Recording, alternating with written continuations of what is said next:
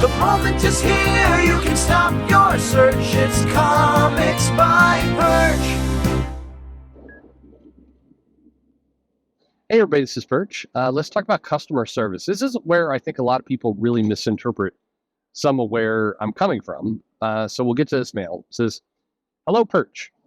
From your videos, it seems like you don't think that comic creators and shop owners should be polite to customers. Since you think that way," okay, I do not think that way. This is always what by the way, you dicks, sometimes, not all of you, 99% of you. But I love this. Watch it in this mail. In 2 sentences, the guy's like, "It sounds like this thing that I believe about you is true, since it's definitely true." Anyway, we'll get to this. "Since you don't care about good customer service, what makes you think that anyone will want to buy these comics? Customer service is an important part of comics, but since you obviously don't care, please explain to me how you think comics are supposed to be sold." Okay, and fine. That's not a sarcastic mail, by the way. This is somebody who's actually going with that. Look.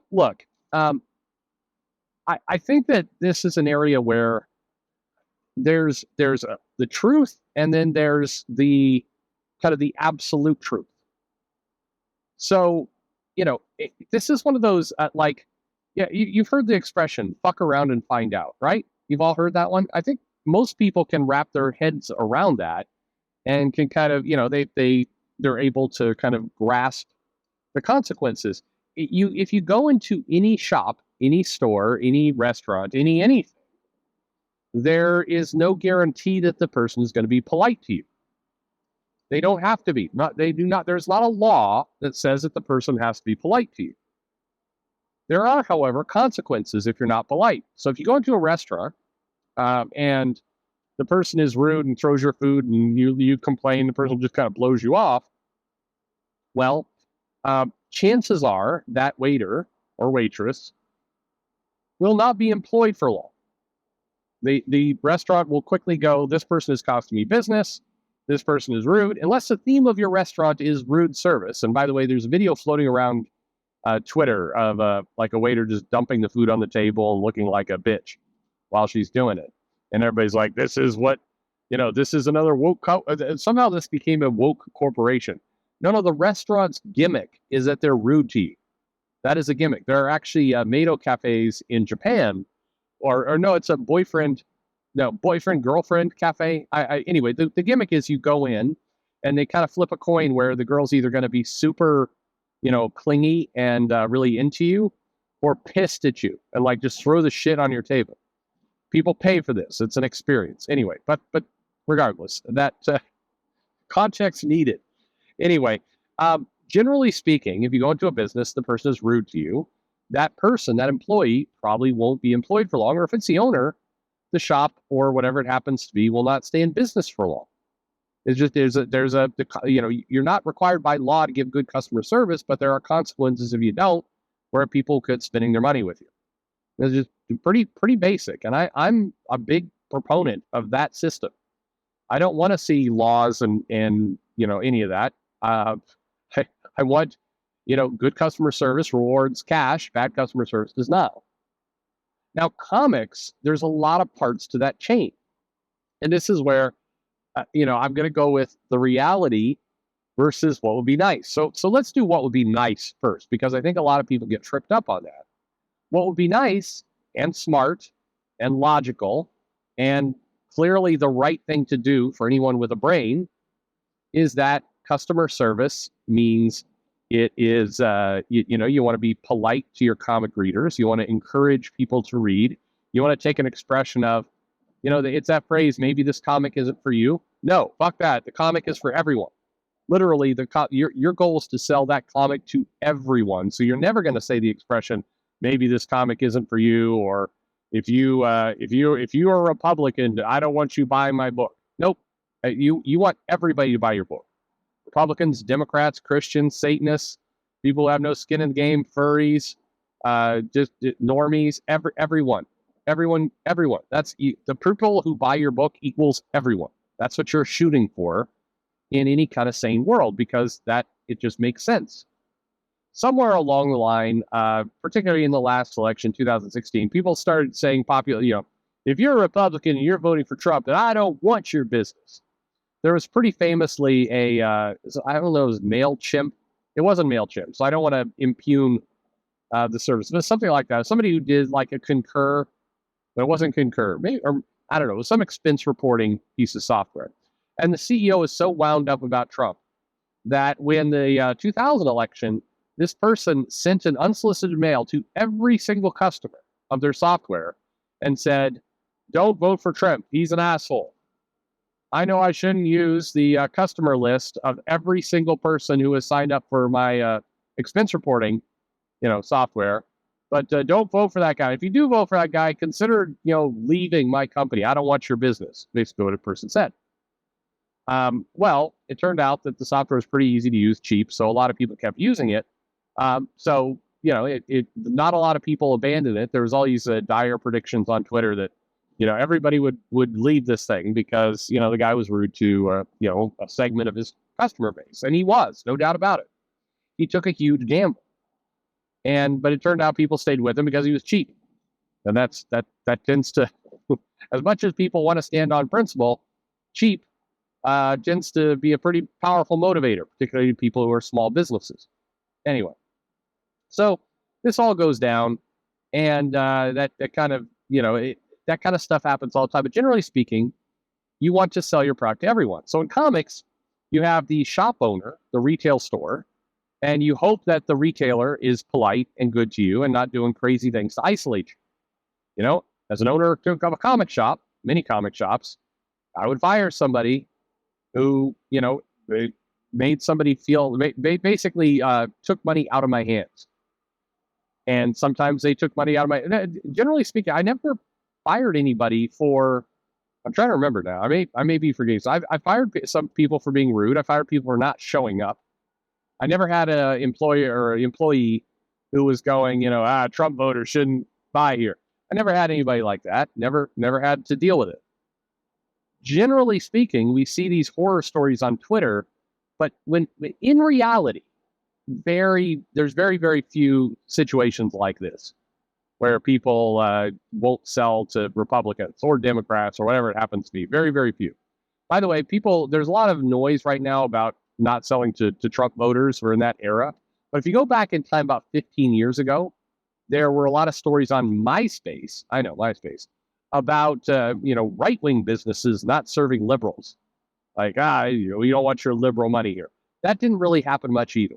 Did it happen a little bit? Sure. Definitely it did. Is it happening right now with some Republicans? Sure. I'm sure it is. But generally speaking, a lot of people are more hot air than anything else. They're going to go online and they're going to say, I don't want your fucking Republican money. Please, Republicans, give me your money. They'll say these things because it's easy to act like a tough guy and like, I want everybody to applaud my principles. It's the same kind of effect of the person that said, my 4-year-old came up to me and said, why, Daddy, why do people not care about the environment? Don't they want to save the whales? And everyone clapped. It's that kind of bullshit. This doesn't actually happen in real life. And the same thing is true. These people who are like, I'm telling all the Republicans, get the fuck out of my business. And there's been a bunch of cases where people will put up a sign behind the register. If you'd vote for Trump, I don't want your money. But then you find out that, oh, well, that sign, that shop existed in the bluest possible area of Berkeley. It's like, all right, so they were taking no gamble there. The odds of a Republican voter kind of wandering into, this very, very niche store in, the Haight-Ashbury district. Like, okay, it'd be like if you went to, I don't know, deep red, tiny town in Texas, and said, we don't like you Hillary Clinton voters. Yeah, you're going to be okay. You're the 0.001% of your audience that voted for Hillary Clinton that wanders into your store that day might not give you the money. You'll be all right. But generally speaking, you want to be polite. And ideally, it's not just isolate, it's actually being welcoming. You want to, it's not just, everybody leads with the negative. It's not just, not being rude. It's actually, and many comic shops fail with this. It's, actually, chasing away business. It's somebody coming up. I mean, there have been these stories of the person who comes up to buy a comic book, and the shop owner's like, "No, you don't want that. I'm not going to let you buy it." No, no, don't be a fucking idiot. As a retailer, you already bought it. You're trying to get it off your hands and resell it. You take comics away from people. The fuck are you doing? So anyway, that also doesn't make any sense. But um, generally speaking, that's how it's supposed to operate. That's how it's supposed to work. So you know, then you get to kind of this other situation, which is, um, what about the people making the comics? The editor. What about the editor making the comic book? What about the artist? What about the writer? Okay, so Dan Slott. What's Dan Slott's responsibility to this comic book? Does Dan Slott have a responsibility to the comic book? If Dan Slott goes, fuck, fuck these comics, like what does he got to do?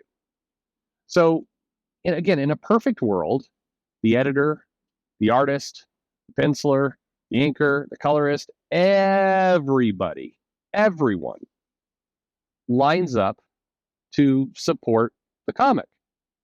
Everybody. That is that's the right thing to do. That's what should be done. Generally speaking, everybody should be positive. Everybody should be, behind it for the customer. But again, there's no law against that. And if a comic artist or penciler or inker or writer or editor or whatever else chases away some of the customer base, well, basically they're taking a chance that they're going to get fired. That's really as good as it gets. That's as good as it can get. That's really it's pretty cut and dry. That's the consequence. I think it would be smart not to be a jackass, but um,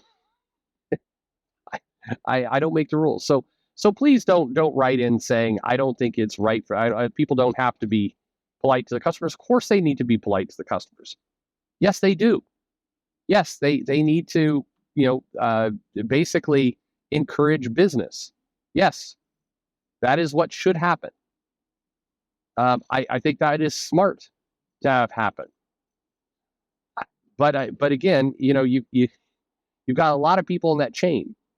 You have the comic publisher, you have the creators, you have the editor, you have the distributor, you have the retailer. You have a lot of people there. And while everybody should be on their best behavior and should be working to all, collectively contribute to sell this comic and to get it out there and to put the best foot forward, while everybody should be doing that, sometimes people don't. So, it really is you're a case by case basis. John Byrne was often rude to people coming to buy comics. But I'll bet most of you would say John Byrne was a legend, and then like, fuck, we don't. Hell, Rob Liefeld's been known to be rude to customers from time to time. Should everybody abandon Rob Liefeld's books? I mean, I don't see a lot of people calling for that. I don't see a lot of people calling for John Byrne to be, forever. It's like the opposite. People are saying, why doesn't Marvel hire John Byrne again? What the fuck? I love John Byrne. So I would love to see, like, you get Marvel pay John Byrne to do a 64-page special story for Fantastic Four. Hell yes. I'd love to see that. Absolutely love it. But, I'm not going to deny that the guy was rude to customers. So it's an individual line, I guess, has always been my point. Basically, for the customer, you have to decide how much bullshit you want to put up with, and understand that you can't take these absolute kind of rules. You can't. I mean, you can, but you're being a hypocrite if you're doing it. All of us, including you, probably the person who's listened to this, has made a compromise at one time or another with a product. A Target Target's all wrapped up in all this other stuff right now, but like, you've gone into you've risked your life and gone into an Arby's, and the people were rude to you in the Arby's, probably because they hate working for that fucking restaurant, because who can blame them? And yet you are, a month later, you're hungry, you drive by the Arby's, you go in there and you justify it to yourself going, well, it's convenient, I'm hungry, I'm willing to die because I'm eating at Arby's. And you do, and you eat there. everybody has a different line of how much rudeness they want to accept. There's a lot. It doesn't mean you have to like it. I'm not saying that. Doesn't mean doesn't make it okay. It just means that, sometimes it takes a lot for people to get all pissed off and just stop buying things again. It does happen. By the way, I'll go ahead and say this, and everybody can say it's all bullshit. My bet is that many of you, where Target is convenient, will hold your nose and continue to shop at Target, even though you may not like what they're doing with the Pride Month transgender tuck your junk, swimsuits. I'll bet that many of you will. I'll bet that, many of you, if you're interested in water that tastes vaguely like beer, you will drink a Bud Light again at some point. Unfortunately, there's a bunch of, piss tasting beer out there to choose from. So that one's a little bit harder. But generally speaking, everybody makes a judgment call about how much garbage they want to put up with in a product. And, that's not for me to say. It's not for anyone else to say, just you. You get to decide, what your tolerance is and when somebody does piss you off too far. And so should comics, should people who work in comics do a better job kind of representing the comics and being good ambassadors? Absolutely, they should. Do they have to by law? Of course not. That's absurd. So in my position, people should be nice. People should work hard to try and earn that money. Anyone in that chain. But, whether or not you decide to be done is up to you. Only you. That's it. Anyway, there you go. I need to start being ruder to people. That's what I need to do. Thanks for listening.